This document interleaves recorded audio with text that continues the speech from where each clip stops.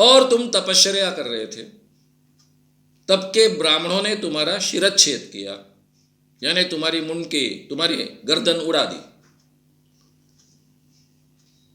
इसलिए उस जन्म में तो आपको मरना पड़ा, लेकिन वो पूरी की पूरी शक्ति लेकर आप इस जन्म में आए हो। आपने बहुत नेगेटिव शक्ति प्राप्त की थी और ब्राह्मणों ने आपकी मुंडी उड़ाई थी, इसलिए आप इस जन्म में उनको सबक सिखा रहे हो। आपके ये शक्ति जो है, नेगेटिव शक्ति है, वो बहुत ज्यादा है, इसलिए बाबा लोग आपके सामने पराभूत होते हैं। जब भी आप किसी बड़े आध्यात्मिक बाबा के सामने जाते हो तो उनकी शक्ति आपके सामने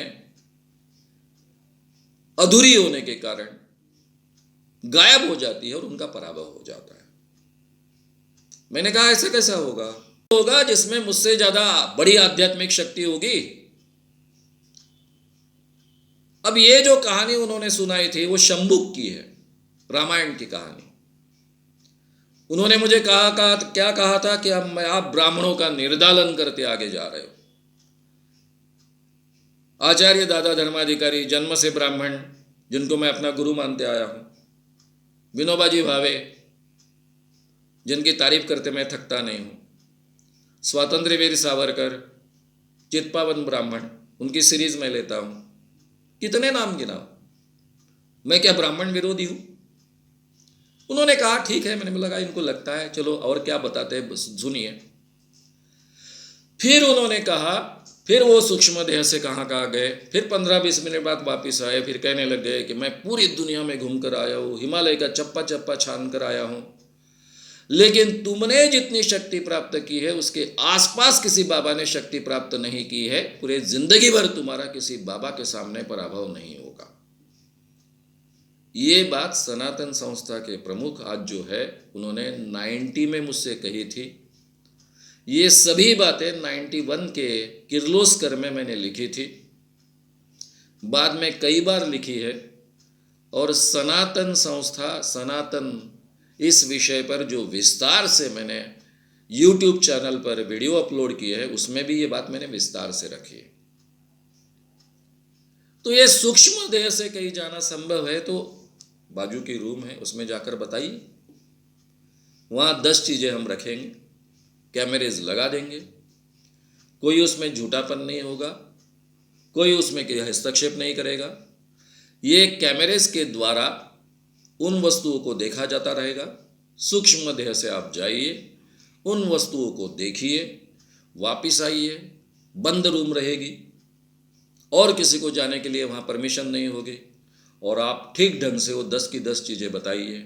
सब पत्रकार बैठे होंगे, पत्रकारों को भी वो रिकॉर्डिंग बाद में बताया जाएगा कि अंदर में 10 चीज़ें कौन सी है, उसको अभी तक हस्तक्षेप नहीं किया है, किसी ने उठाई नहीं है, कम की नहीं है, और पत्रकारों के सामने ये पूरा आह्वान होगा। तो आपको गुरुजी को कहिए, अगर आपके गुरुजी तैयार है आह्वान स्वीकारने के लिए तो 25 लाख रुपए का प्राइज मिलेगा उनको, लेकिन 2 बार वो रिपीट करना पड़ेगा। पहली बार में गलती की गुंजाइश हो सकती है, इसलिए ये रखा गया है, क्योंकि ये फ्रॉड एंड प्रूफ कंडीशंस के अंदर होता है। पहली बार अगर वो पराभूत हो गए तो भी उनको दूसरा चांस मिलेगा। 25,000 रुपए का प्राइस चाहिए तो 2.5 लाख रुपया डिपॉजिट रखना पड़ेगा, जो हारने के बाद में जब्त हो जाएगा। जीतने के बाद में 25 लाख प्लस 2.5 लाख ऐसे पैसे आपको मिलेंगे। अगर प्राइज नहीं लेना है तो भी खर्चा बड़ा होता है इसका पूरा, तो वो खर्चा देने की तैयारी, आप भक्त हो तो आप जिम्मेदारी लीजिए कि खर्चा आप उठाएंगे। और ये आह्वान ये बाबा कब स्वीकारने के लिए तैयार है, इसकी जानकारी हमको दीजिए। बाकी मेरा सूक्ष्म देह है, अंदर में है, तुमको दिखता नहीं है, ये जो फालतू की बातें की जाती है, तुमको महसूस करने के लिए तुम में क्षमता चाहिए, ये बातें आपके सामने वो करे, हमारे सामने ना करे। मेरा अध्यात्म का बहुत गहरा अध्ययन है, इसीलिए इतने बड़े बड़े बाबाओं को मैं एक्सपोज कर पाया हूँ आज तक। और मैंने सही आध्यात्मिक पुरुष बहुत नज़दीक से देखे हैं। विनोबा जैसे योगी को देखा है, वो कभी दावा नहीं करते थे इन चीज़ों का। तो यह आह्वान है आपके बाबा को पटाइए, इस बहाने सब लोगों के सामने एक आह्वान हो जाएगा, सही मायने में भारत की भी परीक्षा हो जाएगी, और सही मायने में किसी का सूक्ष्मदेह होता है कि नहीं इसकी भी परीक्षा हो जाएगी। तो इसके लिए इस आह्वान को मैं वेलकम करता हूँ।